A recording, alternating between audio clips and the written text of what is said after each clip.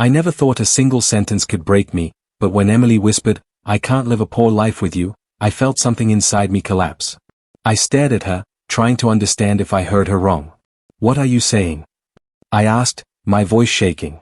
She avoided my eyes and pointed toward the man waiting near the car, Victor, dressed like money itself. He didn't even look at me. And she chose him without hesitation. "So that's it," I said. "After everything we planned." Emily sighed. "You'll understand someday." "No," I said, "I won't." Victor finally glanced at me with that bored, superior expression. "Let's go, Emily. We don't have time for this." Hearing him speak like I was nothing made my chest burn. I wanted her to defend me, to say something, anything, but she just nodded and walked toward him. I felt my world shrink with every step she took away from me. Liam reached me before I completely fell apart. "Hey, breathe," he said, grabbing my shoulders. I didn't even realize my hands were shaking. "She didn't mean it," he tried. "She meant every word," I whispered. "She chose him because he has money. That's all I'm worth to her." Liam looked toward the road where their car disappeared. "Then she never deserved you." I wanted to believe him, but all I could feel was the echo of her words ripping me apart. I kept hearing her voice replaying inside my head. "I can't live a poor life with you." It felt like someone had carved those words into my ribs. "Why didn't she tell me she felt this way?" I asked. "Because she wanted the easy road," Liam said. "And he offered it." I laughed, but it came out broken. "I thought love mattered." Liam shook his head. "It mattered to you. That's the difference." His words hurt, but they were true. Liam tried to pull me away from the street, but I couldn't move. It felt like leaving that spot meant accepting the truth, that she was gone. "Come on," he said softly. "Let's go home." "I don't have a home," I murmured. "Not without her." "Don't say that," he snapped. She walked out. "You didn't lose everything, you just lost someone who didn't value you." I wanted to argue, but the weight in my chest kept me silent. As we walked, I whispered, "I really thought she was my future." "You'll have one without her," Liam said. I shook my head. "I don't know who I am without her." "Then find out," he replied. "Start now." His words settled into me like a challenge.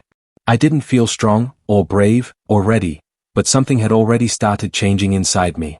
The moment she walked away, the old version of me started dying. I didn't say anything else as we reached my apartment door.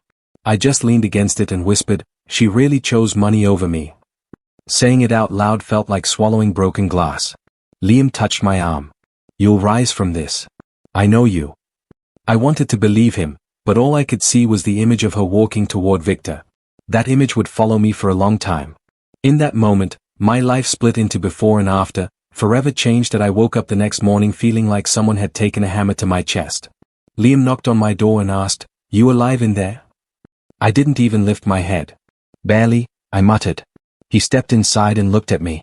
"You can't keep lying here." I whispered, "What else do I have left?" He didn't answer, and that silence hurt more than anything. I dragged myself to work, hoping routine would numb me. My manager called me into his office. "We're letting you go," he said. I stared at him, stunned. "Why now?" He shrugged. "Downsizing." I laughed bitterly. "Of course," I said. "Why not?" He tried to look sympathetic, but I knew he didn't care. When I told Liam, he said, "This is just a phase." "A phase?" I snapped. "She leaves me, and now I'm jobless." "What phase is this?" "The destruction phase." He grabbed my shoulder. "You'll get back up." I shook my head. "I don't think I can." I wandered the streets until I ended up at a small cafe. My eyes were swollen, my mind a mess. A girl behind the counter looked at me, brown eyes, calm face. She didn't ask anything. She just said, "Sit." I didn't argue. She brought me a cup of tea and placed it in front of me. "I didn't order anything," I said quietly. "You looked like you needed it," she replied. I stared at her. "Do I look that pathetic?" She shrugged. "You look human." Something in her tone made me swallow hard. Her name tag said Mia. "Thanks," I whispered. She nodded and walked away, giving me the gift of not asking questions. I didn't know why that felt like mercy. I sat there until my phone buzzed. Liam texted, "You should eat something." Before I could reply, another notification popped up. Emily's wedding pictures. A friend had posted them publicly. There she was, laughing, glowing, holding Victor's arm like he was her world. My breath caught. Mia glanced at me from across the room. "You okay?" she asked softly. "No," I said. "Not even close." I stared at the photo so long my vision blurred. "She moved on this fast." I whispered.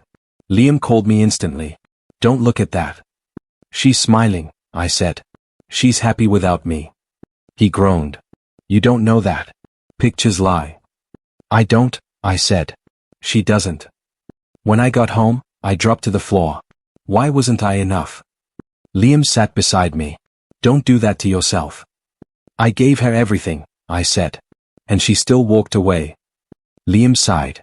"People choose comfort over love all the time." I shook my head. Then I was a fool. 4 days, I barely functioned. Every sound reminded me of her voice. Every corner felt like a place she used to stand. I didn't eat much, I didn't talk much. Liam kept trying to pull me out of it. "You're not done," he kept saying. "I already am," I whispered back. My world felt small, dark, and cold. I wasn't angry at Emily anymore, I was angry at myself. Angry for dreaming. Angry for believing. Angry for still caring. That week, I didn't just hit rock bottom.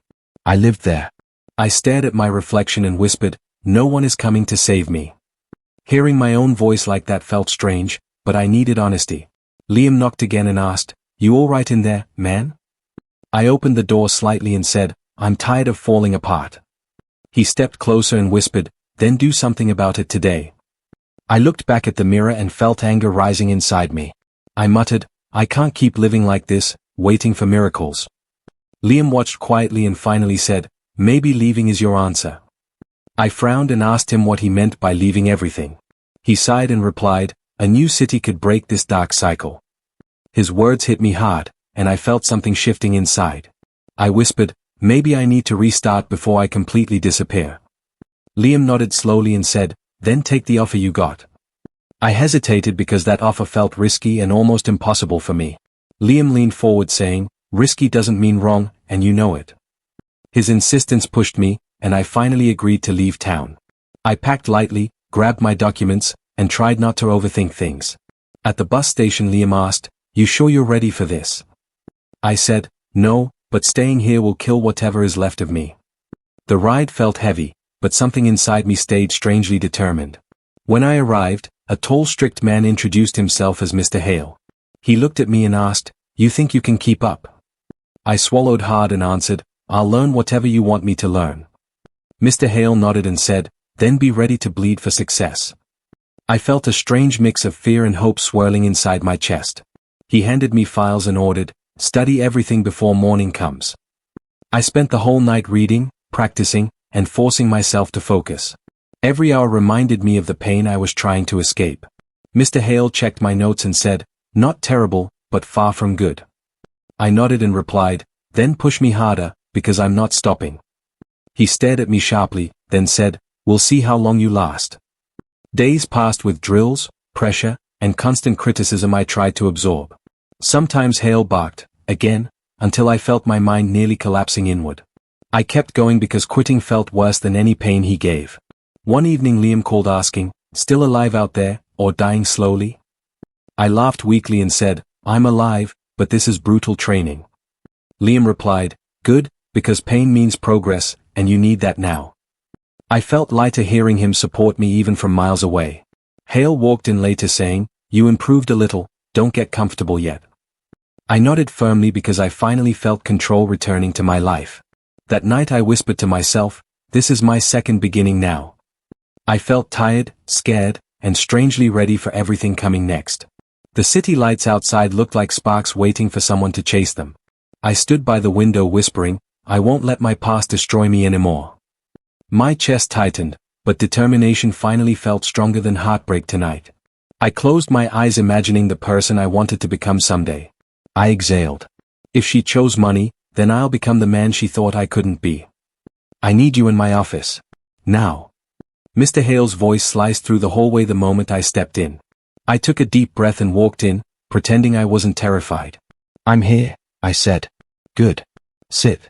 We're going over the projections again." I swallowed. "Already?" I redid them last night. And they are still weak, he replied, tapping the papers. If you want to survive here, you'll learn to think faster.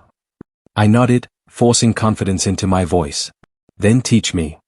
He raised an eyebrow. You're stubborn. I like that. Fix this by noon. When I walked out, Mia stood near the elevator with a small stack of files. She smiled softly. Rough morning? You heard that? I muttered. Everyone heard that, she said gently. Tea later? You look like you'll need it. I managed a weak smile. Yeah, thanks. Inside the workspace, Eric leaned back in his chair, smirking. Tough day, rookie? Maybe you should have stuck to whatever small town you came from. I ignored him. Move. I need the system. He snorted. Look at you pretending to matter. I leaned closer. I don't pretend. I learn. His smile faded for a second, and that tiny shift was enough to push me forward. Hours passed as I rebuilt the projections, line by line, refusing to blink. My fingers cramped, my head pounded, but I kept going. When the clock hit noon, I stood, grabbed the files, and walked straight to Mr. Hale's office. Done? He asked. Yes, I said, placing the sheets on his desk. He scanned through them without a word. Then he looked up. Better. Still not perfect. But better. Can I improve it further? I asked. You will, he said. Because I'm not letting you stay average. I felt something inside me shift. Thank you. I think. That wasn't a compliment, he replied. Get back to work. Outside, Mia handed me a cup. You survived. I think that's debatable, I said, sipping it. This place is brutal. It's also where people grow, she whispered. You're changing, in a good way. Before I could answer, Eric approached with a mocking clap. Nice try in there, but don't get too proud. One decent report won't save you. I set the cup down. You're right. He blinked. What? You're right. One report won't save me. But it'll beat you. His face hardened. We'll see about that. Later that evening, Mr. Hale called me in again. I sent your projection to the board, he said flatly. They approved your recommendation. I froze. They approved it. Don't look so shocked. You worked for it. Thank you, I breathed. He waved me off. Go home. Actually, wait. He opened a drawer and slid an envelope toward me. Your performance bonus. My what? Don't make me repeat myself. I opened the envelope. For a moment, my vision blurred. This can't be real. It is, he said. And it's only the beginning. Outside the building, I stared at the night sky, the envelope still in my hand. Mia walked out beside me. Good day? Great day, I whispered. What changed? I exhaled slowly. I did. Her eyes softened. Then keep going. As she walked away, I gripped the envelope tighter. She left me for money. But now I'm building a world where I won't ever be powerless again. I stepped off the train and felt a familiar tension in my chest. Hometown streets hadn't changed, but I had. I straightened my tie and muttered, time to act like someone who belongs in this world now. Liam had warned me, don't let memories distract you, but part of me wondered if I was ready for what, or who, I might see. The meeting room was sleek, glass walls reflecting the afternoon sun. I checked my watch and sighed. Okay, let's do this. Then I saw her. Emily. She looked nothing like the glowing bride I remembered. Her hair was tied loosely, her face tired, anxious, shadows under her eyes.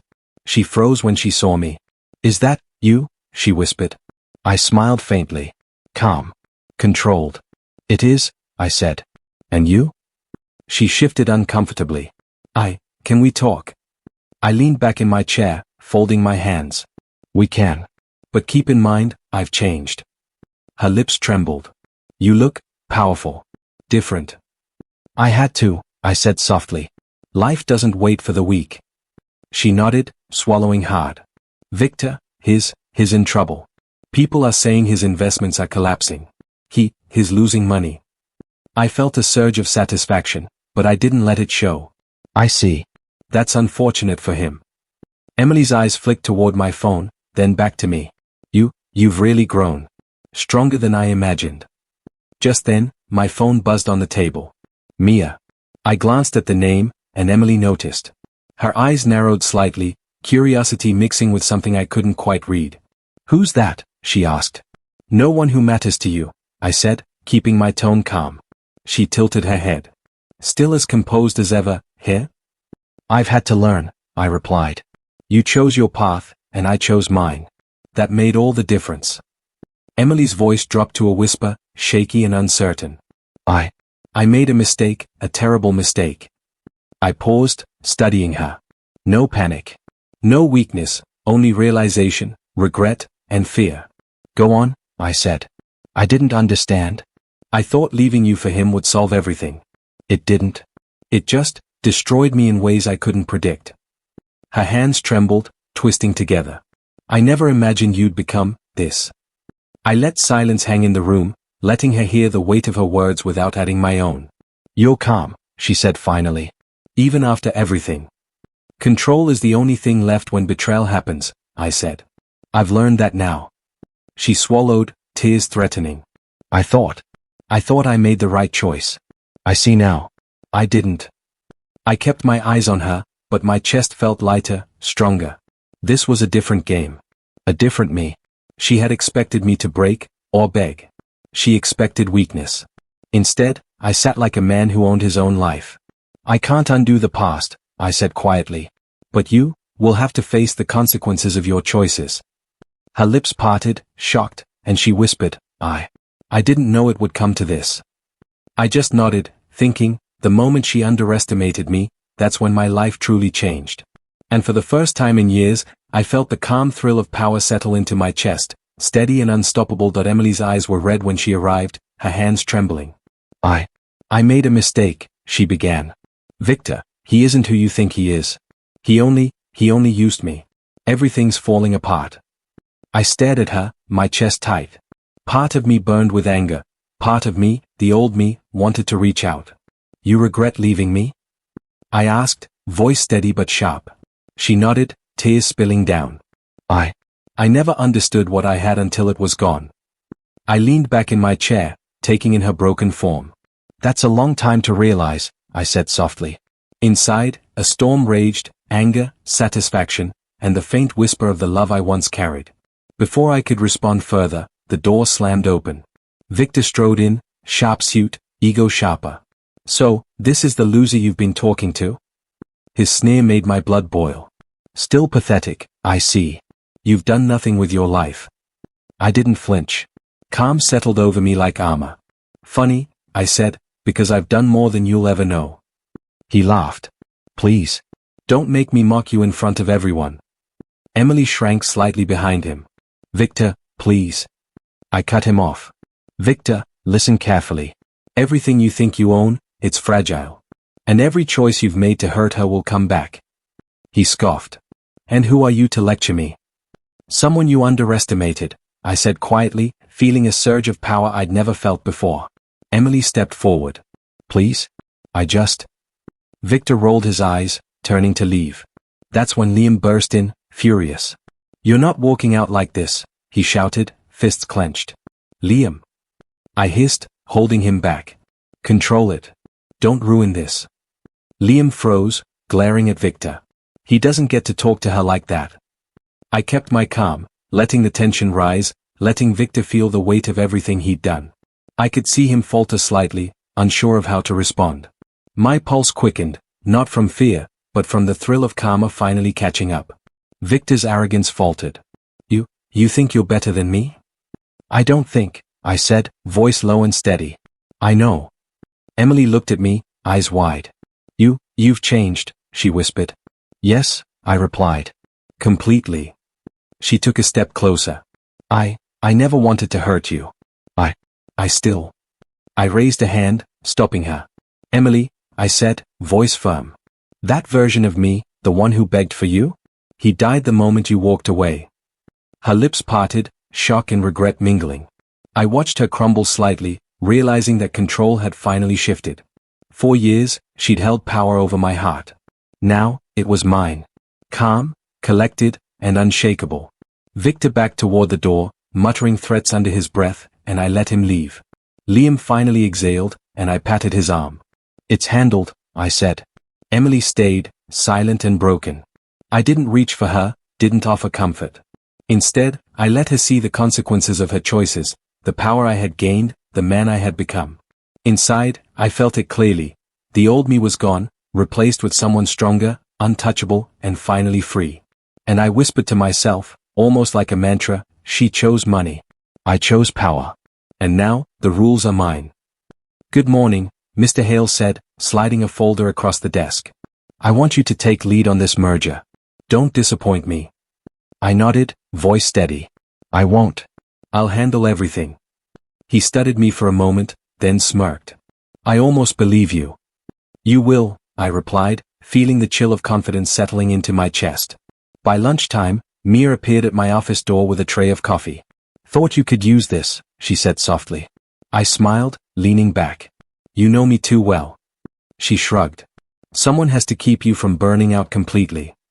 Or burning the whole company down, I joked, and she laughed, soft and quiet.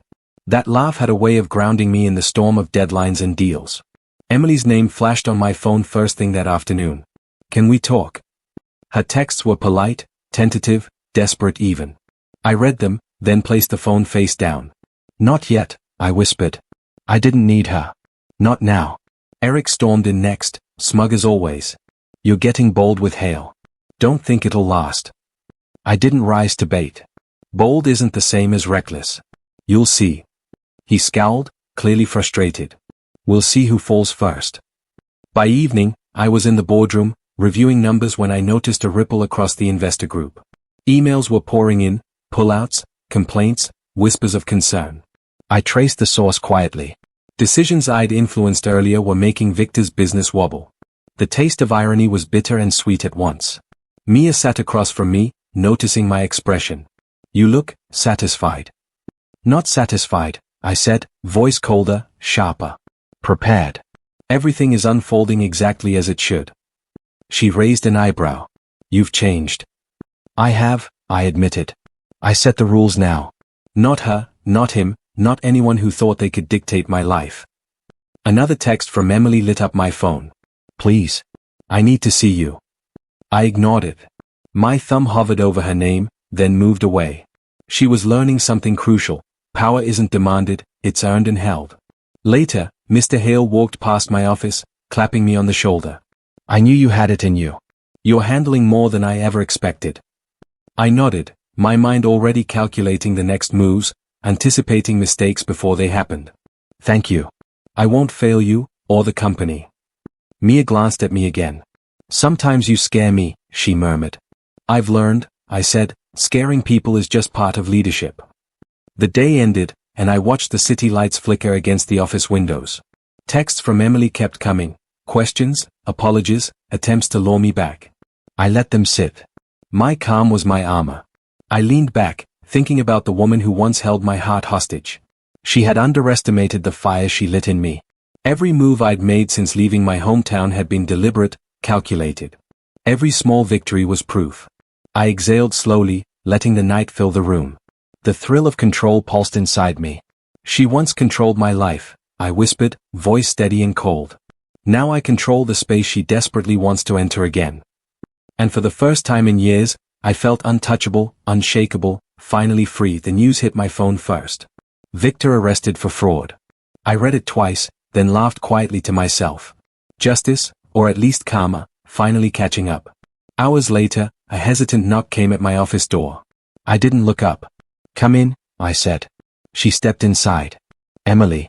Her makeup was smudged, her hair messy, and her eyes swollen from crying. Please? I need your help, she whispered. I leaned back in my chair, folding my hands. You need my help. My voice was calm, almost cold. Yes, she said, trembling. I have nothing. He took everything. I don't know what to do. I let her wait, just like she had made me wait for years. She shifted uncomfortably. Please? I didn't respond immediately. I studied her, every tear, every tremble, every word she had once used to control me. The office was silent except for the soft hum of the city outside. I didn't think it would end like this, she whispered. I didn't think. I cut her off softly. You didn't think. That's the difference. She sank into a chair, her hands twisting together. I made mistakes. I never should have left you. I see that now. Please, help me. I felt the old anger rise, but beneath it, a strange flicker of something else, a memory of all the times she'd walked away, all the nights I waited for her, all the heartbreak she caused. Mia appeared in the hallway, carrying a stack of files. She froze when she saw Emily. Her eyes flicked to me, then back at Emily. Something passed between them, an unspoken understanding. Mia didn't intervene. She turned and walked away slowly, a cool distance forming between us. Emily looked up at me again, desperate. Please? I'll do anything. Just, help me. I leaned forward, resting my elbows on the desk. Anything? I asked. Yes, she whispered. I let my fingers drum on the wood. You know, waiting is a powerful thing, I said finally. It teaches you who has control. Her lips parted in confusion. I don't understand. You will, I said. You felt it your entire life. Now, you're feeling it back. Emily's eyes filled with more tears. I was wrong. I'm sorry. Please. I shook my head slowly. Not yes. Not no. Just silence. I wanted her to feel every second of uncertainty, every heartbeat of fear, every ounce of helplessness. She had done that to me for so long. She bit her lip, trembling. I understand, she whispered, finally standing. I didn't move. She left, pausing at the door, hoping for a word I didn't give. When the door clicked shut, I exhaled slowly. Revenge felt sweet, but I knew it wasn't simple. Mercy might be crueler. I felt the weight of that decision pressing down. Mia returned later, quiet and cautious. She's gone, she said softly. I nodded. Yes, she's gone. Her eyes lingered on me. I could see the tension, the subtle distance forming. The office felt colder now, quieter, and more controlled. I sank back into my chair, thinking about Emily's face, the pleading, the fear, and the taste of power that settled in my chest. Revenge or mercy? I didn't decide yet. But for the first time, the choice was mine entirely. And that felt intoxicating. Emily showed up again the next morning, and I felt my pulse tighten the moment she stepped into my office. You're back, I said quietly, keeping my eyes on her trembling hands. She nodded like she had no strength left. I need your help, she whispered. I don't know where else to go. I leaned back and let the silence stretch. Part of me wanted her to feel the weight of every second, but another part felt something dangerously close to pity. If you want help, I finally said, you'll follow my rules. Yes, she answered instantly. Anything. Just, don't turn me away. Her desperation filled the room. I had never seen Emily like this. I gave her the first task, simple, intentional, a test. Start by organizing these files, I said. No mistakes. She didn't argue. She didn't sigh. She lowered her head and obeyed. Watching her kneel beside the cabinet felt surreal. She used to walk past me like I was invisible, and now she was waiting for my instructions like they were oxygen. Does this look right? She asked after a few minutes, her voice weak.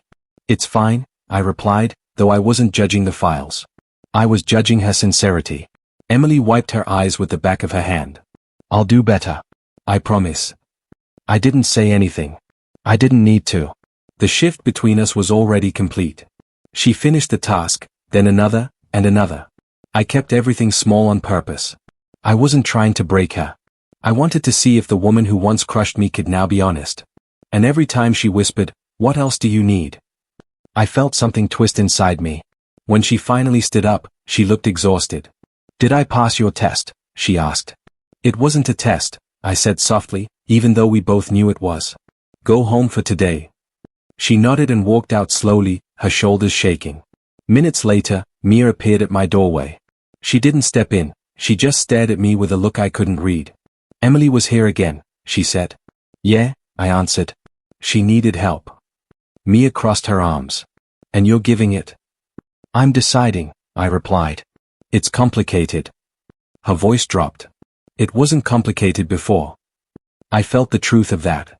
When it was just Mia and me, everything made sense.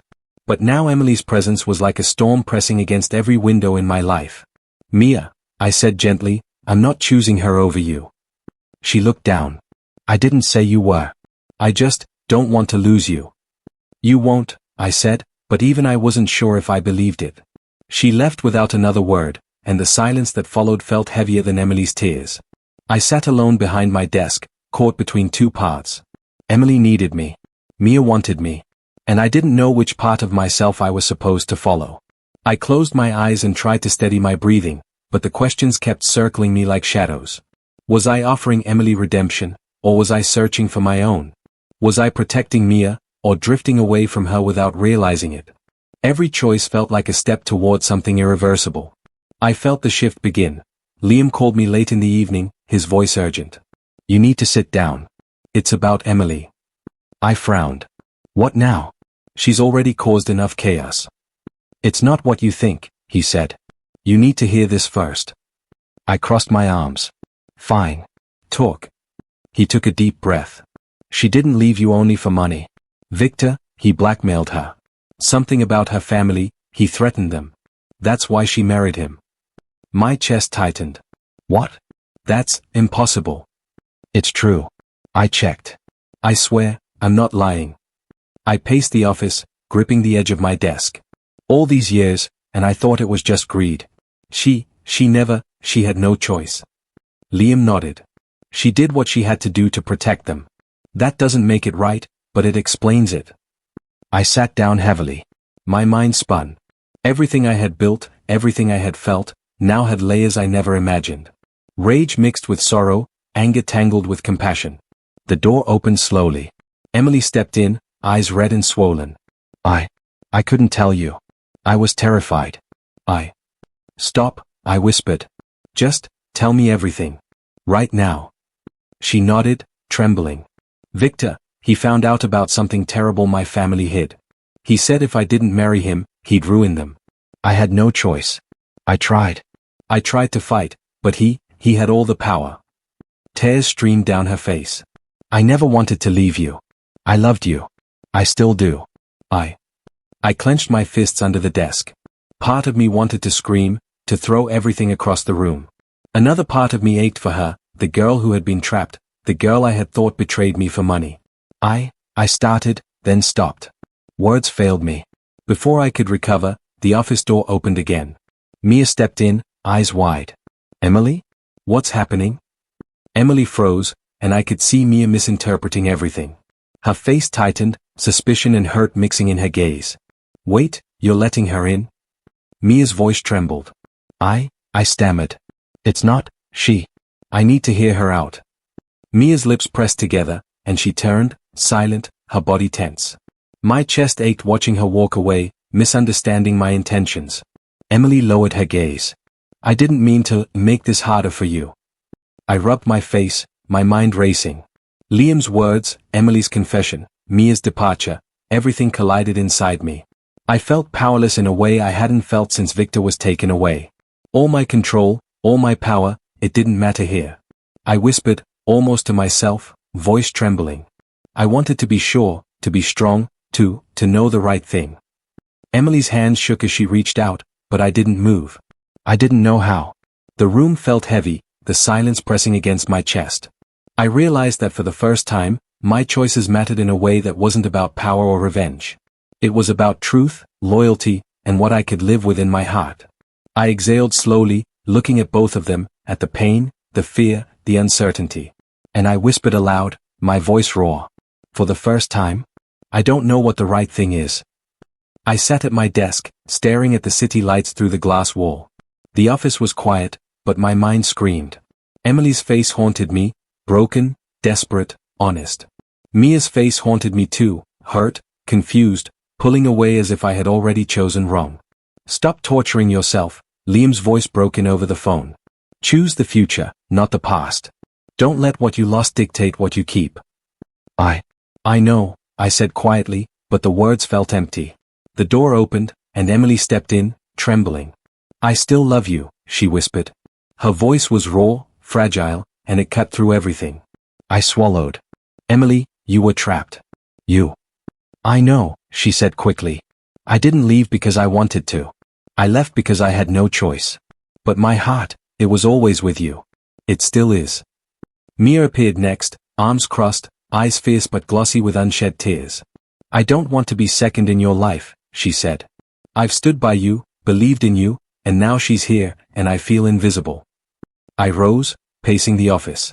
Mia, it's not about being second. It's about truth and choices. It feels like a choice already made, she snapped, hurt flashing across her face. I can't compete with her history, with your old feelings. I ran a hand through my hair. You're not competing. I just need to know I'm not making the wrong move again. Emily's lower lip trembled. Then trust me. Let me prove I'm here, fully, honestly. No games. No lies. I closed my eyes. My inner voice battled itself, memories colliding with present reality. You've grown strong. You've earned power. Don't let emotions cloud your judgment, it whispered. But another voice, softer, insistent, said, love isn't a weakness. Don't discard what matters most. Mr. Hale's words echoed in my mind. Never mix emotions with power. It destroys clarity. I opened my eyes and looked at both of them. Emily? Mia, this isn't easy. Emily stepped closer. I've learned from my mistakes. I'm not the woman who left you for fear. I'm here, completely. Mia's gaze softened, but her voice was steady. I've been honest with you. I've loved you without expecting anything in return. But I won't fight for scraps. I exhaled slowly, feeling the weight of every choice pressing down. My chest ached.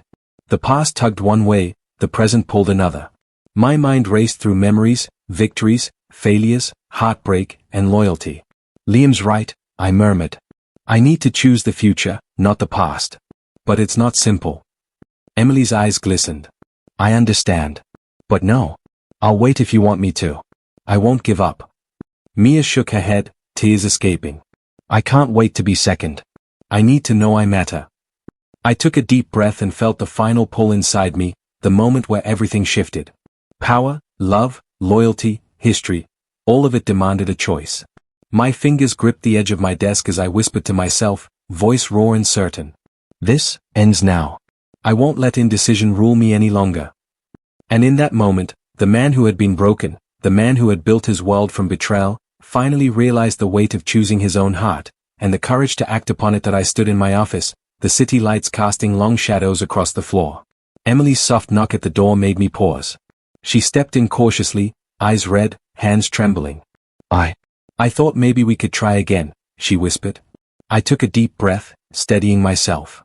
Emily, we can't go back. Her lips parted, disbelief written across her face.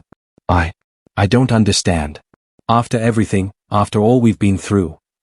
I know, I said quietly, sitting down and gesturing for her to take a seat. You were part of my past. You taught me lessons I had to learn the hard way. But the man you left behind, he's gone. And I can't be him anymore. Tears streamed down her face. So, this is it? After everything? Yes, I replied gently. But I'm not abandoning you. I'll help you stand on your own feet.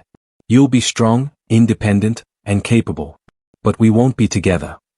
She shook her head, silent sobs escaping. I don't know if I can do that without you. You can, I said firmly. I believe in you. You have to trust yourself the way I had to trust myself after you left. Everything I've done, all the power I've gained, it's because I refused to stay weak. She wiped her tears. And Mia? I looked toward the doorway, where Mia stood quietly, observing. Her eyes were steady, patient, unwavering. She had never asked me to come back to her. She had been there when I had nothing, not when I had everything. That loyalty, that quiet strength, demanded my choice. Mia, I said, walking over and taking her hand gently. You came into my life when I was broken, when I had nothing.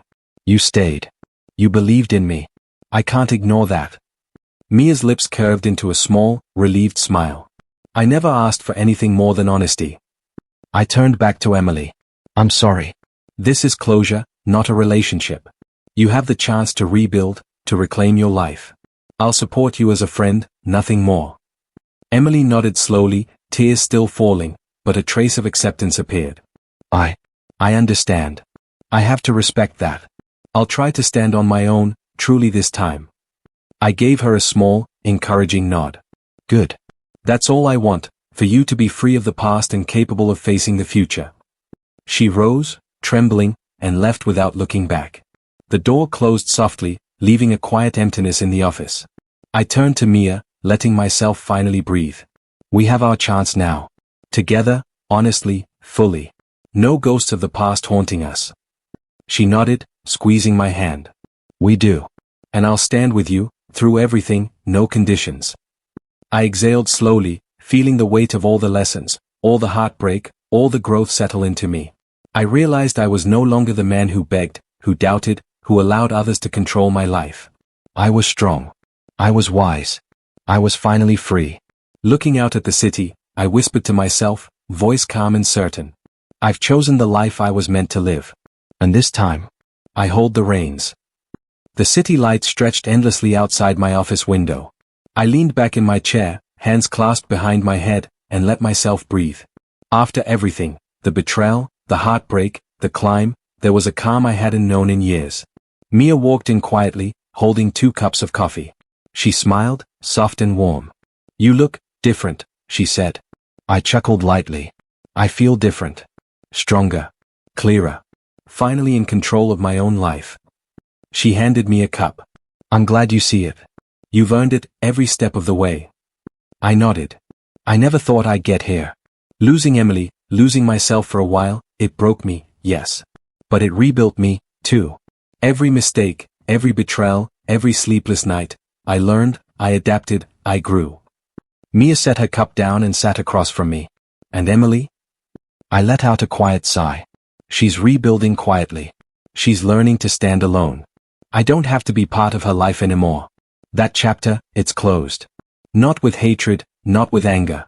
Just closure. She studied me. And you? Are you happy? I smiled, small but genuine. Yes. Not because of revenge, not because of proving myself to anyone, but because I'm finally free.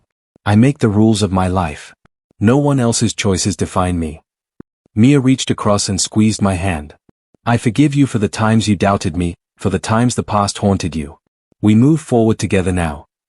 I looked into her eyes, seeing loyalty, patience, and love. We do. And I promise, no ghosts from before will follow us. This time, it's ours. Fully. I paused, thinking back on all the moments that had defined me, the shock of betrayal, the nights of despair, the long hours learning, growing, building. All of it had led to this, clarity. Pain made me stronger. Betrayal reshaped me. Growth rebuilt me. Funny, I murmured, how I used to think revenge would fix everything. I wasted so much energy hating, plotting, waiting. And now I realize, my success, my life, my choices, they are the biggest answer I could give. Mia smiled softly. You finally understand what truly matters. Yes, I said, voice steady, firm. It's not about controlling others, or making them answer for their mistakes.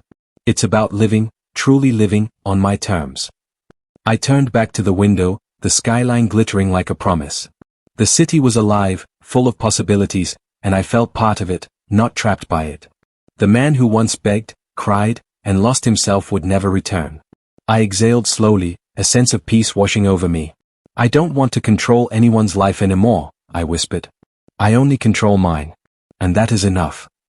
Mia leaned back, her hand still holding mine, and for the first time in years, I felt complete, not powerful because others feared me, not loved because someone depended on me, but whole because I had taken my life, my pain, and my growth, and made it mine. The office was quiet, the night still, and I let the silence carry me. I had finally stepped into the man I was always meant to be. Free, strong, and fully in control of my own life. And for the first time, I knew that nothing else could shake me.